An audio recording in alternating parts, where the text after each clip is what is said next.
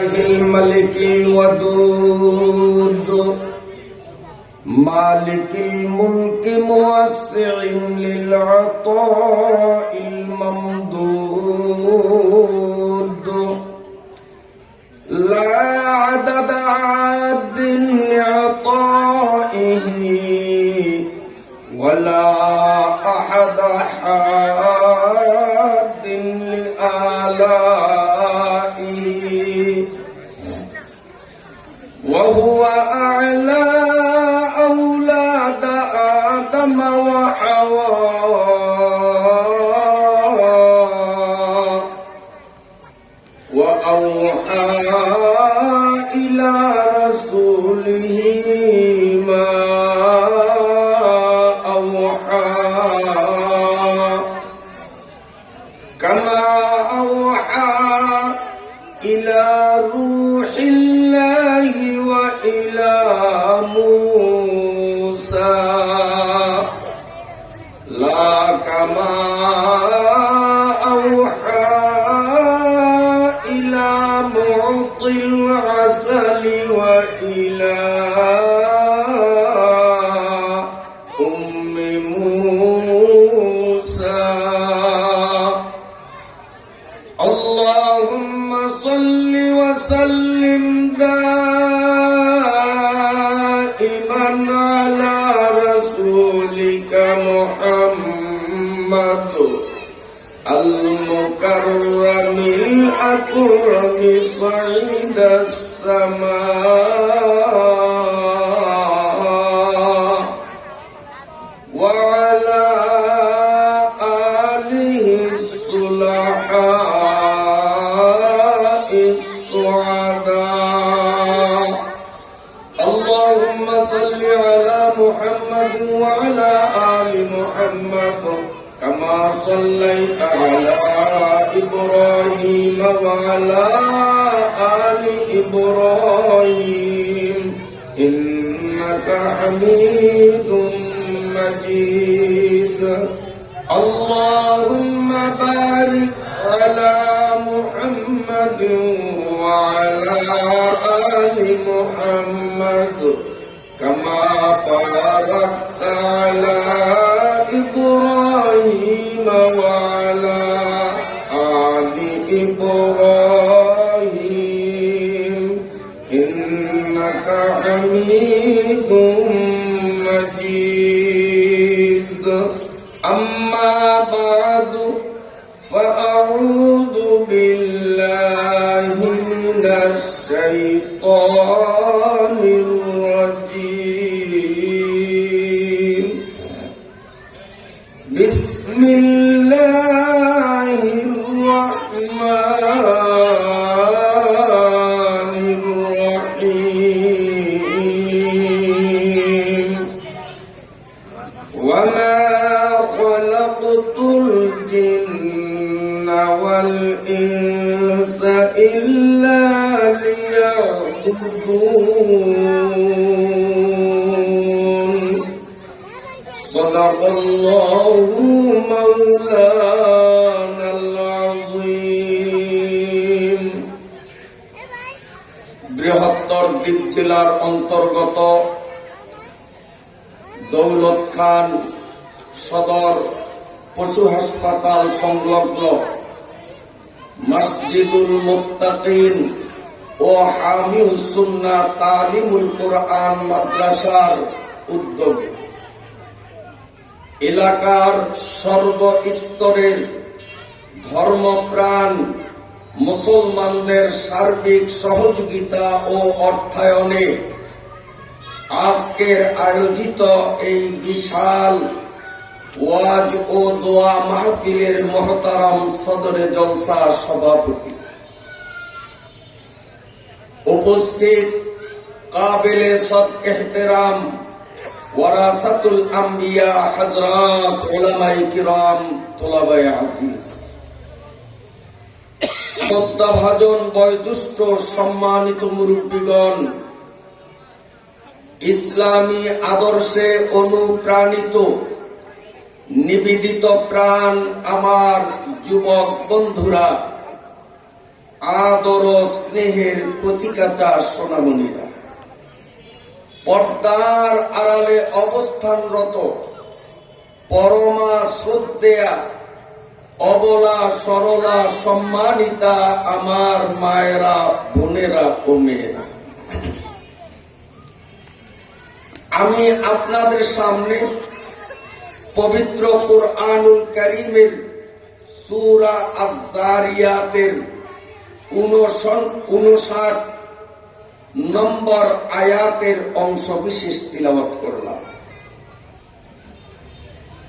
স্বল্প পরিসরে সংক্ষিপ্ত সময়ের মধ্যে তিলাওয়াতকৃত আয়াতের মর্মে অতীব গুরুত্বপূর্ণ, যা আমাদের দৈনন্দিন একান্ত প্রয়োজনীয় এ জাতীয় কিছু কথা সুধী মণ্ডলীর খিদমতে উপস্থাপনের দৃঢ় মনোনিবেশ করলাম ইনশাআল্লাহ। আলোচনা আরম্ভের প্রারম্ভে দাতা দয়ালু বিধাতা আল্লাহ রাব্বুল আলামিনের পাক দরবারে অকপট মনে সশ্রদ্ধ কৃতজ্ঞতা আর শুকরিয়া নিবেদন করছি, যিনি আমাদেরকে দয়া পরবশ হয়ে এই ঘন বসতিপূর্ণ এলাকার বহু সংখ্যক মানব গোষ্ঠীর মধ্য থেকে একান্তভাবে মনোনীত করে নির্বাচিত করে আমাদের কিছু সংখ্যক লোকদেরকে প্রত্যক্ষভাবে সুস্থ সবল দেহমন নিয়ে কুরআনুল কারীমের মজলিসে আলেম উলামাদের সোহবতে অসংখ্য রহমতের ফেরেশতাদের বেষ্টনীতে উপস্থিত হওয়ার সুবর্ণ সুযোগ ইনায়েত করলেন, সেই রব্বুল আলামিনের পাক দরবারে জানাই শুকরিয়া, আলহামদুলিল্লাহ। মুহতারাম হাজিরিন, পোস্টার ও লিফলেটে যা দেখলাম যে আজকের মাহফিলটা মাদ্রাসা এবং মসজিদ কেন্দ্রিক, অতএব আমি মাদ্রাসা কেন্দ্রিক কিছু কথা এবং মসজিদ ভিত্তিক কিছু কথা আপনাদের খিদমতে উপস্থাপন করব। ইতিমধ্যে আমার কাছে আপনাদের পক্ষ থেকে আবেদনও এসেছে মহিলাদের উদ্দেশ্যে বিশেষ কিছু বয়ান করার জন্য। আমি দুঃখিত, যেহেতু আমার সময়সীমা অত্যন্ত সংকুচিত, এই লিমিটেড সময়ের মধ্যে এত বহুবিধ বিষয়ভিত্তিক আলোচনা আদৌ আমার পক্ষে সম্ভব হবে না। মুহতারাম হাজিরিন, আজকের এই মাহফিলটা মাদ্রাসা এবং মসজিদ কেন্দ্রিক মাহফিল।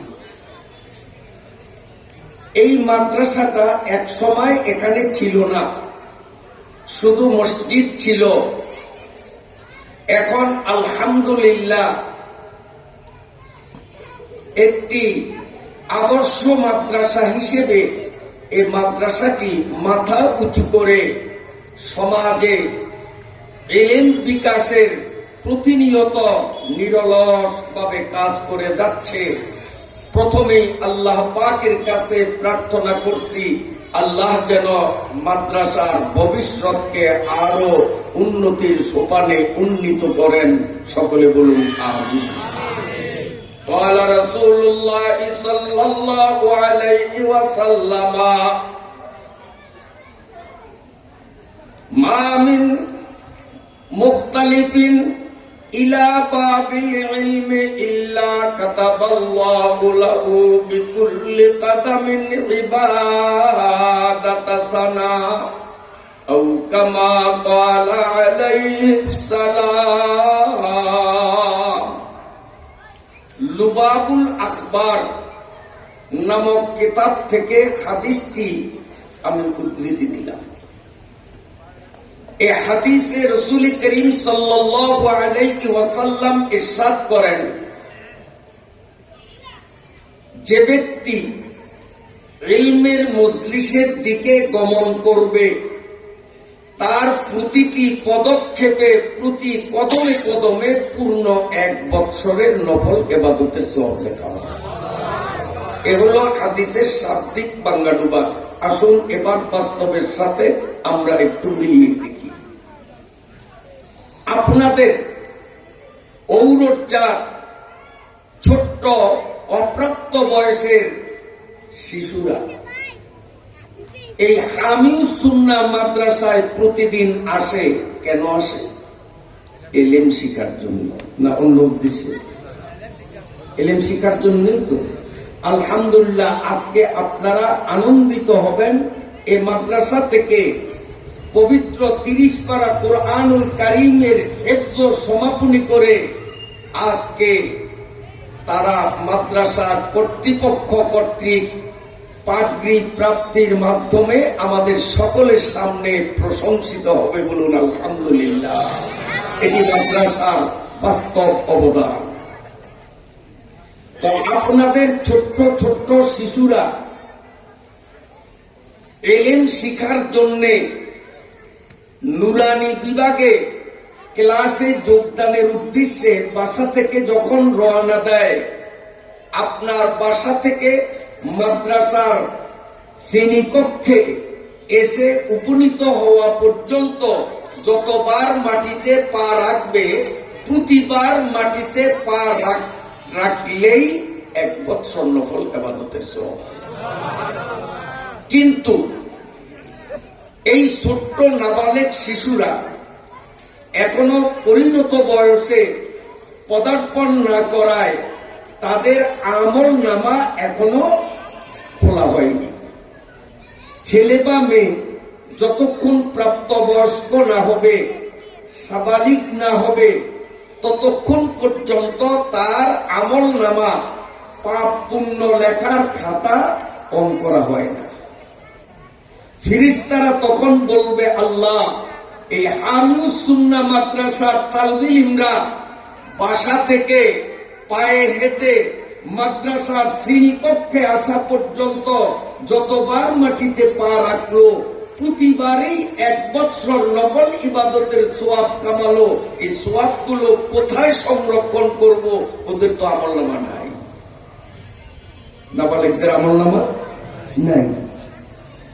আল্লাহ রাব্বুল আলামিন ফেরেশতাদের বলবেন, এই মাদ্রাসার তালেবে ইলম গুলো নাবালিগ হওয়ার কারণে আমলনামা তাদের এখনো খোলা হয়নি, ওদের আমলনামায় সওয়াব লেখার সুযোগ তোমাদের নেই। তবে কি এই বালক বালিকাদের মা এবং বাবার আমলনামাও বন্ধ নাকি? সম্পূর্ণ সওয়াবগুলো প্রতিনিয়ত মা বাবার আমলনামার মধ্যে জমা করে দাও। ইসাআদাতু বজুরে বাজুয়ে নিস তানা বখশা দো খোদায়ে বখশিন্দা। যে সমস্ত ভাগ্যবান মা বাবা নিজের ঔরজাত সন্তানগুলোকে এই নুরানি মাদ্রাসায় দিয়েছেন, প্রতিনিয়ত কত হাজার হাজার বছরের ইবাদত নিজেদের আমলনামায় সঞ্চয় হচ্ছে, আপনাদের খবরও নাই। وقال رسول الله صلى الله عليه وسلم من أكرم متعلما فكأنما أكرم 70 شهيدا أو كما قال عليه السلام। প্রিয় নবী সাল্লাল্লাহু আলাইহি ওয়াসাল্লাম ইরশাদ করেন, যেই ব্যক্তি একজন তালেবে ইলমের সম্মান করবে, চাই সেই তালেবে ইলম নিজের ঔরজাত সন্তান হোক না কেন, আপনার এই ছেলে জন্ম দেয়া সন্তান, কিন্তু সে হামিউস সুন্নাহ মাদ্রাসায় লেখাপড়া করে, অতএব তার নতুন একটা ডেজিগনেশন হলো সে তালেবে ইলম। কি বলেন, ঠিক কিনা? আল্লাহ পাকের নবীর ঘোষণা, একজন তালেবে ইলমকে সম্মান করা মানে 70 জন শহীদকে সম্মান করা। আপনার ছোট্ট শিশুটা সকালে খানা খেয়ে বাসা থেকে মাদ্রাসায় আসলো, আপনার আমল নামায় ওই শিশুর মা এবং বাবার আমল নামায় লেখা হবে আজকে সকালে যেন তার ঘরে 70 জন শহীদ কবর থেকে পুনর্জীবন লাভ করে মেহমান হলো, আর 70 জন শহীদকে যেন আপ্যায়ন করা হলো। দ্বিপহরে আবার খানা খাবে, আবারও 70 জন শহীদরে খানা খাওয়াবার সওয়াব। রাত্রিকালীন খানা খাবে, আবারও 70 জন শহীদরে খানা খাওয়াবার সওয়াব। যেই ভাগ্যবান মা বাবা নিজের একটা সন্তান নুরানিতে দিলেন, প্রতিদিন 210 জন শহীদরে খানা খাওয়াবার সওয়াব তাদের আমল নামায় জমা হতে থাকে। তো মাদ্রাসাটা এখানে হওয়াতে ভালো হইল না ক্ষতি হইল?